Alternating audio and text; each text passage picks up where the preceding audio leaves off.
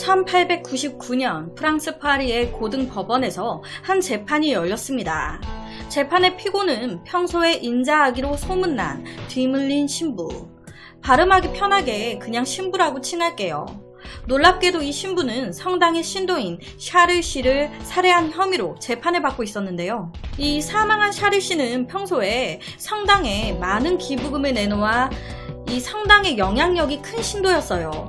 거의 실세. 그러다 보니 성당 일에 관한 잦은 간섭으로 이 신부와 간혹 마찰이 있곤 했습니다. 그렇다 보니 재판에서 검찰 측은 사건이 발생한 그날도 성당 재건축 문제로 큰 말다툼이 벌어졌고 열받은 신부가 몽둥이로 내리쳐 샤를 씨를 죽인 거 아니야? 이 사건의 최초 목격자는 샤를 씨의 부인이었습니다. 이 부인이 딱 이 신부가 피 묻은 몽둥이를 들고 피해자 곁에 서 있는 걸 본 거예요. 빼박이죠. 어떻게 신부라는 사람이 이럴 수가 있나. 겉으로 봤을 때 이 사건은 전형적인 종교 권력 싸움으로만 보였습니다. 돈 많은 신도와 힘없는 신부의 갈등이 살인으로까지 이어졌구나. 당시 재판에서는 살아있을 때의 피해자를 마지막으로 본 중요한 목격자가 증인으로 나왔습니다. 그 사람은 바로 성당 문지기 피에르. 피에르의 증언 역시도 신부가 범인이라는 게 확실했어요. 이에 재판 결과 신부는 종신형을 선고받게 됐고 무인도로 유배가 되게 되는데요. 옆에 사진이 실제 유배가 된 감옥이에요. 당시에 이 사건이요, 신부가 살인을 저질렀잖아요. 현재도 이런 사건이 벌어지면 엄청 화제가 되게 되는데 1899년 이런 사건이 벌어졌으니 얼마나 난리가 나고 화제가 됐겠습니까? 기사화가 엄청 됐단 말이에요. 하지만 시간을 이길 순 없다고 이 사건은 시간이 지남에 따라 점점 사람들의 기억 속에서 잊혀져 갔는데요. 그렇게 1년 정도가 흘렀을 때 우연히 한 기자가 길을 지나가다가 한 남성과 어깨빵을 뭐야.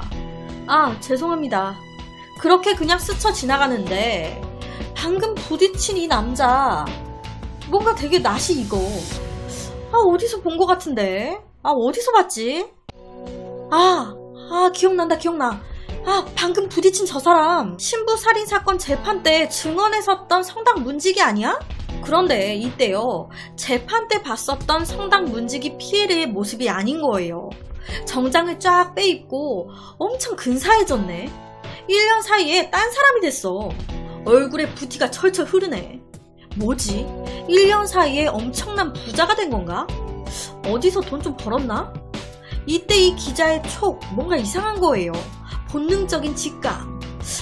저 사람 캐면 나올 것 같은데. 그래서 이 기자가 성당 문지기였던 피에르의 뒷조사를 해보기 시작합니다. 그런데 보니까 이 피에르가 사는 곳이 엄청 삐까뻔쩍한 거예요. 이웃 주민들 말로는 이 마을에서 제일 비싼 집이고 문지기도 그만두고 안 하고 있고, 이런 비싼 집에 이사 온 지는 한 반년 정도?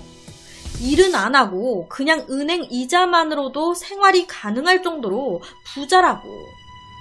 성당 문지기였던 사람이 1년 만에 은행 이자만으로 생활이 될 정도로 부자가 된다는 게, 일도 안 하는데 이거 뭔가 냄새가 펄펄 나잖아요. 거기다가 이 기자가 사건 자체를 다시 조사하다 보니 이 신부가 살인죄만이 아닌 이 피해자 샤를 씨의 부인이 이 신부한테 강도죄까지 고소를 했던 거예요. 당시에 남편이 그 성당으로 기부하려고 어마어마한 돈을 가지고 간 걸로 알고 있는데 그 돈이 사라졌다. 그 신부가 돈 보고 욕심이 나가지고 돈도 훔치고 사람도 죽인 것 같다. 하지만 신부가 돈을 훔쳤다는 증거를 찾지 못해 재판에서는 살인죄만 적용이 됐던 거예요. 사건 당시 샤를 씨가 가지고 온 어마어마한 돈이 사라졌고 성당 문지기 피에르는 갑자기 엄청난 부자가 됐다. 각이 딱 나오죠. 그래서 이 기자가 바로 피에르를 찾아가서 그냥 까고 물어본 거예요. 1년 전에 성당에서 문지기 했죠. 그때 살인사건 났었잖아요. 그 살인사건에서 돈이 없어졌다고 하더라고요. 그런데 문지기였던 당신이 엄청난 부자가 돼 있네요. 제 생각인데 당신이 샤를 씨를 죽인 거 아니에요? 문직이었던 당신이 당시에 성당 안에서 무언가를 고치거나 일을 하고 있었는데 갑자기 엄청난 돈을 가지고 이 샤릴 씨가 성당 안으로 들어왔고 이 돈을 본 당신이 욕심이 생겨서 아무도 없는 틈을 타 둔기로 샤릴 씨를 내리쳐 죽이고 돈을 훔쳐 도망간 것 같은데 아무것도 몰랐던 불쌍한 신부님이 뒤늦게 사건 현장에 도착해 쓰러져 있는 샤릴 씨를 발견했고 운이 없게도 그 모습을 샤릴 씨의 부인이 보게 되면서 졸지에 신부님이 범인으로 몰리게 된 거 아닙니까? 당신은 평생 소원이었던 고급 저택을 사서 부자로 떵떵거리며 살고 있고 불쌍한 신부님은 종신형으로 감옥에서 썩고 있고 뭐 제 추측인데 어쩌면 특종을 하나 건질 수도 있겠다라는 생각이 드네요. 이 기사가 나가면 다시 재판이 시작될 텐데 어떻게 괜찮으시겠어요? 이 기자의 말에 피에르 당당한 거예요. 뭐라는 거야. 소설을 쓰고 자빠졌네. 마음대로 하세요. 이 기자는요 바로 종신형으로 무인도에 수감돼 있는 신부를 찾아갔습니다. 자기 생각대로라면 지금 억울하게 옥살이를 하고 있는 거니까 신부님 진실을 말해주세요. 억울하게 갇혀 계시는 거잖아요. 제가 우연치 않게 진범을 알게 됐습니다. 신부님한테 누명을 씌운 놈 성당 문지기 피에르예요. 그 새끼 지금 어떻게 살고 있는지 아십니까? 이번엔 제가 도와드리겠습니다. 제가 제대로 된 기사를 써드릴게요. 그러니까 진실을 말해주세요. 신부님이 죽인 거 아니잖아요. 그런데 이 신부님이 하는 말이 피에르는 어떻게 살고 있습니까? 그놈 지금이요 죽인 샤르 씨의 돈으로 호의호식 하면서 죄의식 없이 잘만 살고 있습니다. 신부님이 하실 일은 그저 다시 법정에 서서 사실 그대로만 말씀해 주시면 돼요. 그런데 이 신부님 기자가 도와주겠다는데 입 하나 뻥끗 안 하는 거예요. 저를 도와주시려고 하는 건 감사해요. 하지만 저는 더 할 말이 없습니다. 그만 돌아가세요. 뭐야 그럼 본인이 진짜 죽였다는 거야 뭐야. 뭐 아무런 말을 안 하는 거예요. 쓸데없는 짓 하지 말라고. 아니 신부님이 뭐라고 말을 해줘야 기사를 쓰고 재판이 진행이 되고 쭉쭉 되는데 신부님이 쓸데없는 짓 하지 말라고 입을 닫아버리니까 기자도 뭐 어떻게 할 방도가 없잖아요. 자기가 괜찮다는데 자기가 죽인 게 맞다는데 누가 뭐라 해. 상황이 이렇다 보니 기자 입장에서는 별의별 생각이 다 드는 거예요. 혹시 신부님과 문지기 피에르가 공범인가? 그래서 신부님이 뭐라고 말을 못하고 있는 건가?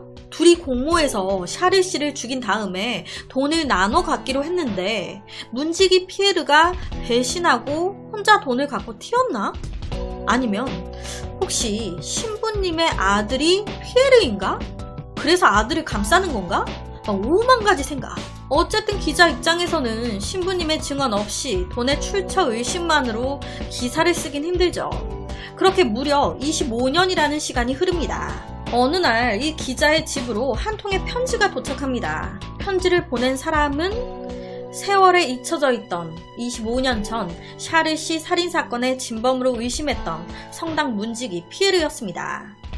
그럼 편지의 내용은 기자님께 절 기억하시나요? 전 지금 죽어가고 있습니다. 내 생명이 얼마 안 남았다는 걸 스스로 느낄 수 있습니다. 그래서 지옥으로 가기 전 당신에게 진실을 알려야 할 것 같아 편지를 씁니다. 25년 전 당신이 추측했던 대로 신부님은 범인이 아닙니다. 범인은 접니다.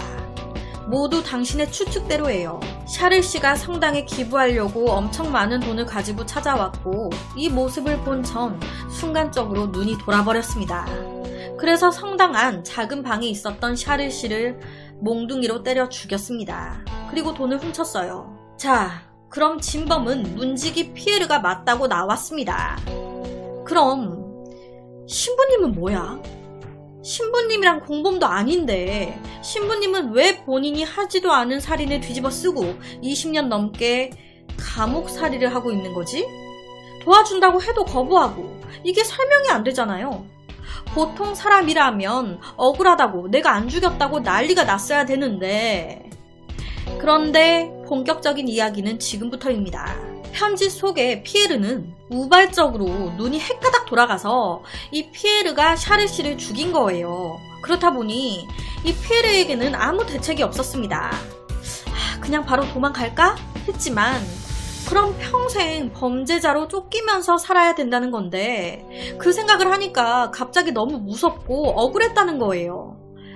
그때 이 피에르의 머릿속에는 훔친 이 돈으로 단 1년만이라도 폼나게 살다 죽고 싶다는 그런 생각뿐이었다고. 우선 돈가방을 들고 성당을 빠져나가서 생각하자.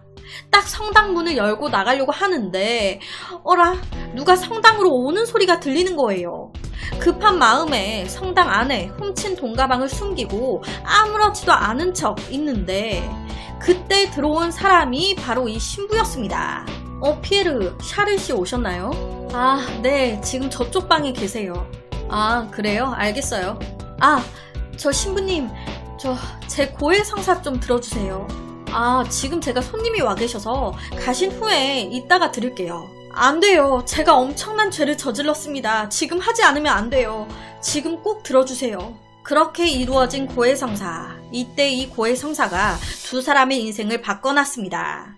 이 피에르가 고해성사에서 털어놓은 거예요. 하느님의 자비와 은총을 굳게 믿으며 그동안 지은 죄를 뉘우치고 사실대로 고백하십시오. 신부님, 사실 제가 조금 전 사람을 죽였습니다. 제가 샤를 씨를 죽이고 돈가방을 훔쳤습니다. 그러니까 이때 이 피에르 문지기가 신부의 신앙심을 이용한 겁니다. 신도의 고해성사 내용은 죽을 때까지 비밀로 지켜야 한다는 교회법. 신부님이 반드시 그 규율을 지킬 거라는 걸 알았던 거예요. 모든 사실을 알게 된 신부. 사건 현장을 가봐야 될 거 아니에요.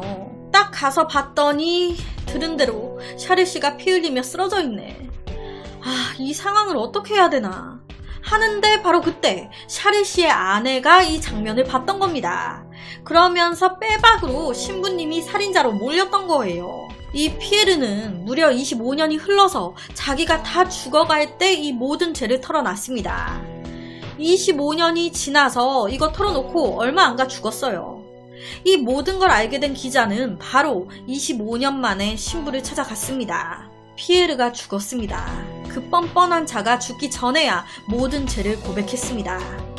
너무 늦었지만 이제 자유의 몸이 되셨습니다. 25년 동안 너무 큰 고통을 받으셨습니다, 신부님. 이 말에 신부님은요, 이렇게 얘기를 했대요. 25년 동안 고통받은 건 내가 아니라 그의 영혼이었을 겁니다. 피에르는 회개했나요? 가련한 영혼에게 신의 자비가 있기를. 피에르의 뉘우침을 기다리며 죄를 뒤집어 쓴 채 묵묵히 비밀을 지켰던 뒤물린 신부.